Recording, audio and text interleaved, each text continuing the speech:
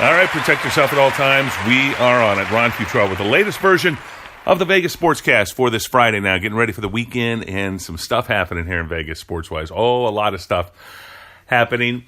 Vegas Golden Knights in town. Rebel basketball has its home opener, and also Rebel football this weekend against BYU. So let's start you out with the Vegas Golden Knights. Went to the practice yesterday, and they are ready to roll against Winnipeg tonight. They play Winnipeg tonight at T-Mobile Arena. They're calling it the Castle. I guess the Knights and the Castle.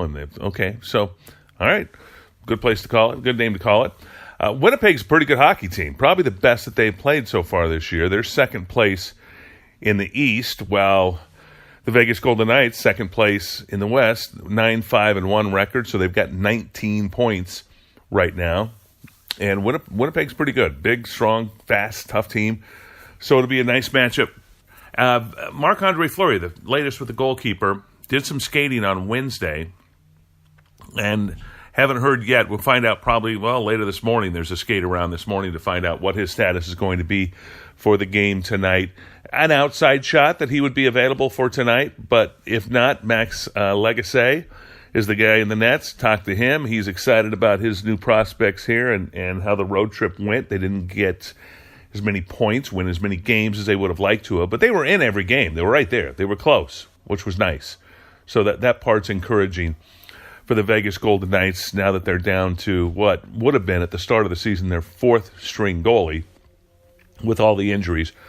But the encouraging sign is that Marc-Andre Fleury, again, skating, getting that back out there on the ice after what appeared to be a concussion almost 3 weeks ago now against Detroit, which was the only home game the Vegas Golden Knights lost during that homestand, and a lot of it had to do with Fleury getting kneed in the head as he went down to make a save by one of the Detroit Red Wings. So that's tonight. Also tonight here in town on this Friday evening, UNLV football against BYU out at Sam Boyd Stadium. 7:30 start for this one.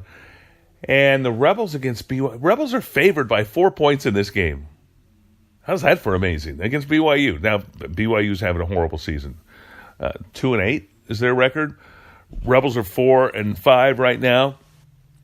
And the Rebels have 3 games left and a real good shot at getting to 6 wins. They've got to win 2 of their final 3 to get to 6 wins, which would make them bowl eligible, which would be the first time for Tony Sanchez in his 3rd season as UNLV football coach. So tonight against the dreaded Cougars, my old alma mater, coming here to town. I'm going to the hockey game, by the way. Yes, that's where I'm going to be. I've been a hockey fan since I was in high school in Southern California, which way predates Wayne Gretzky with the Kings, when hockey became fashionable in L.A. when he came down. But I was a fan of the L.A. Sharks. Played in the sports arena for a couple of years. I've told this story before, but used to go to their games when I was in high school in the mid-'70s.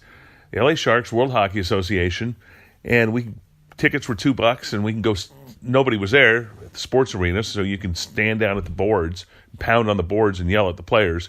There's some video on YouTube that I shot for a high school project as a kid with film, with an old Super 8 movie camera, and I saved the film and had it converted digitally to be able to put it online. L.A. Sharks, yes. So anyway, I'm going hockey game tonight. But Rebel football, they've got BYU tonight, New Mexico on the road next week, and then Nevada-Reno on the road. So they win 2 of those 3 games, and they're going to a bowl game. So how about that? That would be nice for the Rebels to be able to get that.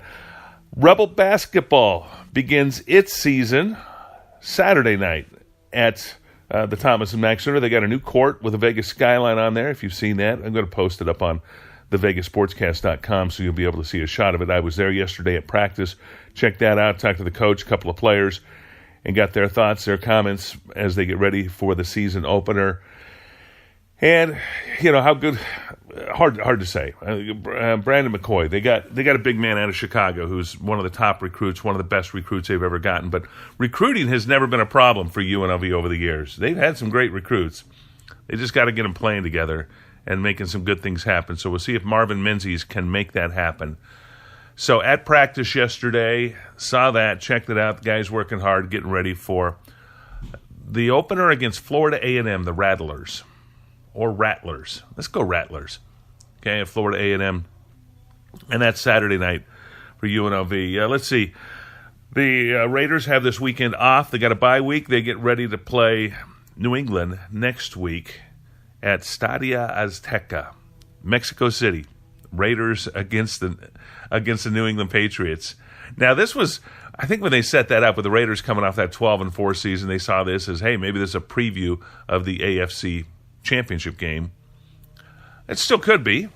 Raiders, though, have fallen on hard times. We'll see if they can get it together and get going. They did win at Miami, so that was encouraging for them. Had a crazy football game. Oh, got to mention this football game last night. Arizona and Seattle playing in Arizona. And Seattle's up by 12 points. And the spread on this game was 6, okay? Some places it was 6.5. Some places it was 5.5. Okay, so there's the spread of the game. It's a 12-point game. Seattle is leading. Arizona with the ball. They score a touchdown with 10 seconds left in the game. So they hit that number right at 6. The extra point would push it up to a 5-point win by Seattle. Miss the extra point, it becomes 6. Oh, and 5.5 was probably the prevailing number. So that extra point flipped the money. The miss. Oh, they missed the extra point, Arizona did. Arizona misses the extra point. So instead of them losing by 5, they lost by 6. So if you had 5.5 and you were standing with that extra point, you had to. That's one of those things where you just bad beat. Well, yeah, of course it is. But then Arizona was fortunate to get that touchdown with 10 seconds left. You can make that argument as well. But once they got it, you planted that extra point, you covered the spread, you're smiling, and the kick goes wah wah wah. Goes. Hold on, I have a sound effect for that. Hold on, I'm sure I do. Where is it? Let's try this one. No, that's the scary sound effect. Okay. How about this one? This is a little bit of a laughter sound effect. We'll try this one here. Hold on a second. Okay. Bad. Whatever it was bad news. Okay, that was bad news if you had Seattle. Or check that if you had Arizona and you had the had plus 5.5. You missed it by half a point, by 1x. Anyway, that was one of those crazy nights in the for Thursday night football.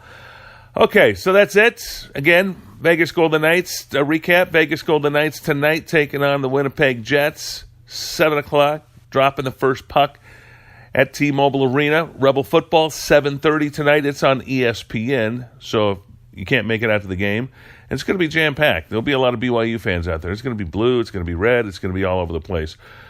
But that starts at 7:30, and again, broadcast on ESPN if you want. And then Rebel basketball on Saturday night against Florida A&M. Their home opener at the Thomas & Mack Center. So things getting fun, getting busy here in Las Vegas.